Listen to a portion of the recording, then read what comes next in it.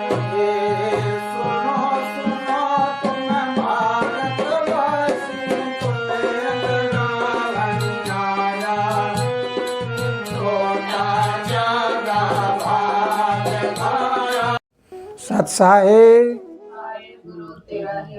बच्चों, सभी शांति से रहा करो। शांति का प्रतीक प्रेम, प्रेम का प्रतीक शांति। एक दूसरे में मिलान करके देखो, जहाँ प्रेम है वहाँ शांति है, जहाँ शांति है वहाँ प्रेम है, और जहाँ प्रेम है वहाँ परम आत्मा यानी परमात्मा है। जब शांति का प्रतीक प्रेम और प्रेम का प्रतीक परमात्मा है तो हमें क्या करना चाहिए? हमें परमात्मा को ढूंढना चाहिए। परमात्मा न नदी नाले में, न पहाड़ पर्वत या खेत खलियान, ना कहीं बाहर, कहीं मंदिर मस्जिद गुरुद्वारे, कहीं नहीं। परमात्मा है तो तुम्हारे हृदय में है, तुम्हारे दिल में है। जब तुम अपने अंदर वाले परमात्मा को ढूंढ लोगे तो तुम्हें बाहर भटकने की जरूरत नहीं। अट सट तीरथ घटके माँ। अठ का मतलब होता है अष्ट कमल, हर कमल में अलग अलग शक्तियाँ हैं, और 6 हमारे चक्कर हैं। ये 68 तीर्थ है। इन तीर्थों में नहाओ और उसके बाद देखो तुम्हारे अंदर आत्मज्ञान जाग जाएगा और तुम्हें ये पता लग जाएगा कि मैं शरीर नहीं बल्कि आत्मा हूँ। आत्मा का मतलब होता है लाइट। लाइट सब में होती है। लाइट के बिना तो इंसान मृतक होता है, इंसान के पास कुछ नहीं होता। आप जरा आगे चलिए कि ब्रह्मा जी का जिक्र कर रहे थे पिछली वीडियो में। ब्रह्मा जी ने सृष्टि रचाई, ब्रह्मा के नाभि से ये जीव उत्पन्न हुआ। ऐसी ऐसी बातें करते हैं। तो हम इसके बारे में पूरा विश्लेषण करके देखें कि हम कितने बड़े कल्पना में फंसे हुए हैं। लोग हमें बता देते हैं कि ऐसा है और हम उसको मान लेते हैं। आप जैसे अभी कबीर साहब को कहते हैं कि सृष्टि कबीर साहब ने रची, तो कबीर साहब को किसने रचाया था?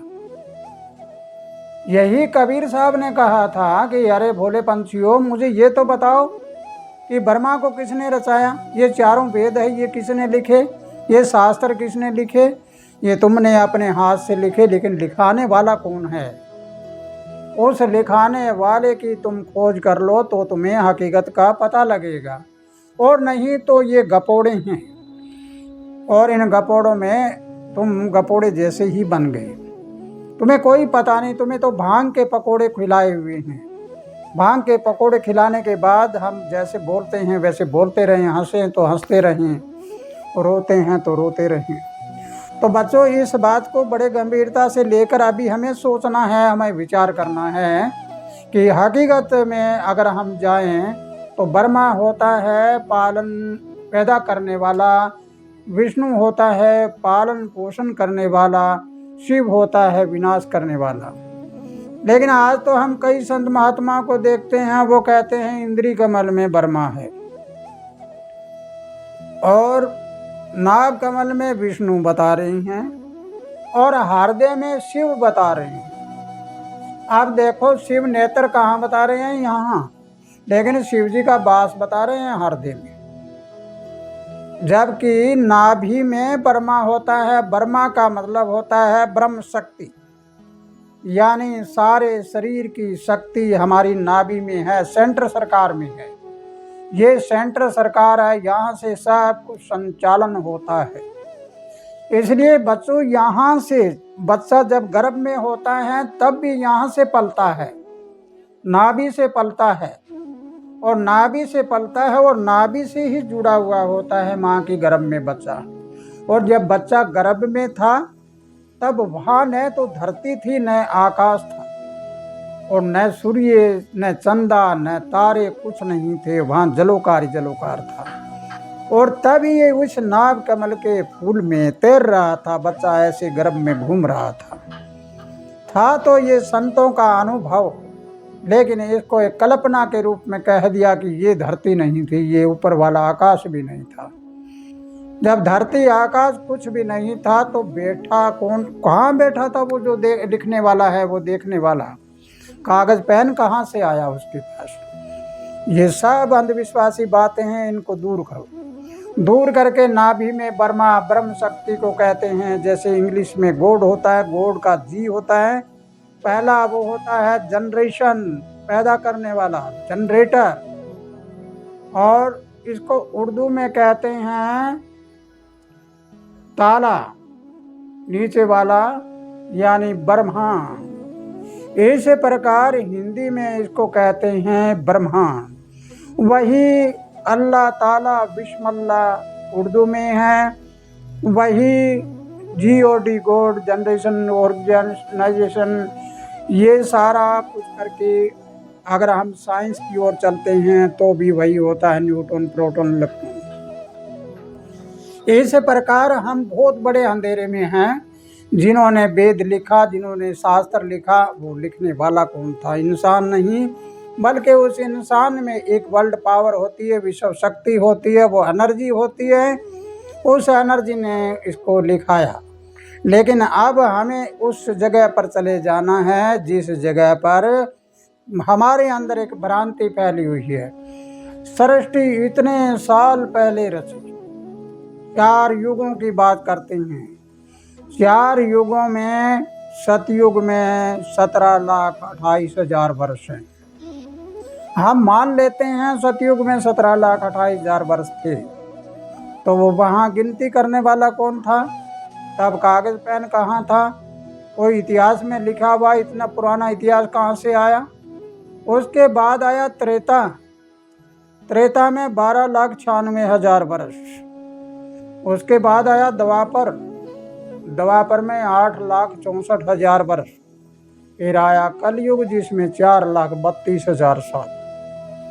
अब हमने सालों की तो गिनती कर दी, सारे सालों की, लेकिन अब हम करें कि भगवान राम कब जन्मे? वो जन्मे त्रेता में।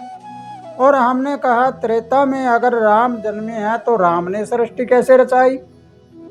ये तो पहले सतयुग से चली आ रही थी। इसका मतलब राम तो एक आदमी था जो हमारे जैसा ही था। इसी प्रकार अगर भगवान राम त्रेता के आखिरी समय में आए हों, जन्मे हों, तो फिर आगे कौन सा युग शुरू हुआ? द्वापर। और द्वापर में आकर वही राम अगर भगवान कृष्ण के रूप में आ गए हों, तो मान लिया द्वापर युग के शुरुआत में भगवान कृष्ण आए, तो भगवान कृष्ण को तो आज 5,000 साल हुए बता रहे हैं। ये 5,000 साल पहले हुए थे, तो 5,000 साल पहले हुए तो आज कौन सा युग होना चाहिए? आज द्वापर होना चाहिए। फिर कलयुग कैसे कह रही हैं? अगर इन सारी बातों को हम समझते हैं और जानते हैं तो सतयुग के बाद दूसरा युग का नाम द्वापर होना चाहिए। यहाँ पर तो त्रेता बता दिया। इसका मतलब हमारे बहुत बड़े अंधेरे में हैं। हमारी 4 अवस्थाएं होती हैं: बचपन, जवानी, बुढ़ापा और देह का मरण। बचपन सतयुग है, बच्चा सच्चा होता है, जब तक बच्चा है तब तक सच्चा है। और त्रेता है वो होती है जवानी। जब जवानी आती है तो इंसान अहंकार में होता है। इसका मतलब एक अवस्था जाने के बाद 3 अवस्था बाकी रही तो त्रेता है। और जब ये 2 अवस्थाएं चली गई तो 2 बाकी रही, तो इसका नाम है द्वापर। और द्वापर में आके बुढ़ापा आ जाता है, तब इंसान अंधविश्वासी बन जाता है। कहीं देवी, कहीं देवता, कहीं और चक्रों में पड़े रहते हैं। जब ये 3 अवस्था चली गई तो देह का मरण। इसका मतलब है कलयुग। कलयुग का मतलब, कल का मतलब होता है पुर्जा, पुर्जे का युग। जब हमारे गुर्दे, फेफड़े, अमाशय, अग्नाशय, पित्ताशय, लीवर सब धीरे धीरे डैमेज हो जाए, सारा खराब हो जाए, तो ये पुर्जे समाप्त हो जाए तो हम समाप्त हो जाते हैं। तो बच्चों, आपको समझ आई है सृष्टि कब रची थी? सृष्टि उस समय रची जब हम जन्मे। जब हम इस शरीर में आए तो हमें पता लगा कि ये मेरा शरीर है। सृष्टि का मतलब शरीर। और प्रलय कब होएगी?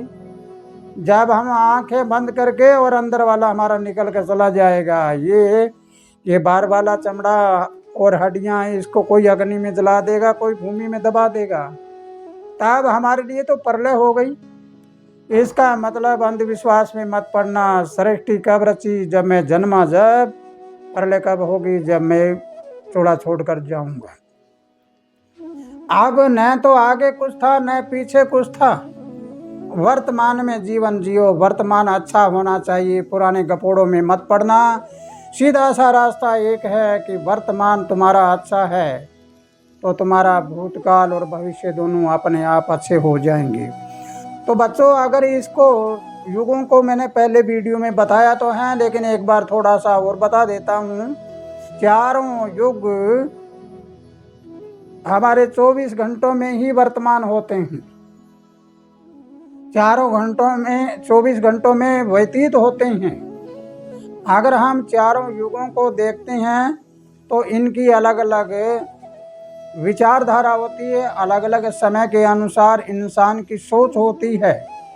सबसे पहला होता है सतयुग। वो आता है रात्रि के 2:24 से लेके और दिन में 12 बजे तक। ये 9 घंटे 36 मिनट तक होता है। और फिर 12 बजे से लेके और शाम की 7:12 तक ये होता है त्रेता। फिर 7:12 से लेके रात्रि 12 बजे तक ये होता है द्वापर। फिर रात्रि के 12 बजे से लेकर 2:24 यानी रात्रि को 2:24 तक 2 घंटे 24 मिनट का होता है कलयुग। कलयुग सबसे छोटा है। सभी युगों को मिनट बनाकर 3000 से गुणा करो, सारे के सारे भ्रम मिट जाएंगे। क्योंकि ये एक अनुपाती बातें थी, ये एक समीकरण था। समीकरण को हमने कल्पना बनाकर उसको हकीकत दिखा दिया है। तो इसलिए प्यारे बच्चों, अंधविश्वास भ्रम भ्रांति से दूर हो जाइए और जो दुनिया में हो रहा है उसको देखते रहिए, दर्शक बन के देखते रहिए। बाकी सब अंधेरा है, कुछ नहीं है। जैसे आए वैसे चले जाएंगे, लेकिन हमें कुछ करके जाना है, सच्चाई को सामने करके जाना है। तो बच्चों, इसे अगली वीडियो में आपको बहुत सी महत्वपूर्ण बातें बताऊंगा, उसके बारे में आपको पूरा ध्यान से सुनना है। तब तक के लिए इस वीडियो को ज़्यादा से ज़्यादा शेयर करो और ज़्यादा से ज़्यादा लोगों तक पहुंचाओ। और अभी तक सब्सक्राइब नहीं किया तो सब्सक्राइब भी करिए और इसको लाइक करना बिल्कुल मत भूलिए। और अपनी विचारधारा को कमेंट बॉक्स में ज़रूर लिख देना, ताकि आपके कमेंट में लिखी हुई बातों को मैं अगली वीडियो में बताऊं। तो प्यारे बच्चों, इसी के साथ खुशहाल रहो, आनंद करते रहो। सत साहिब।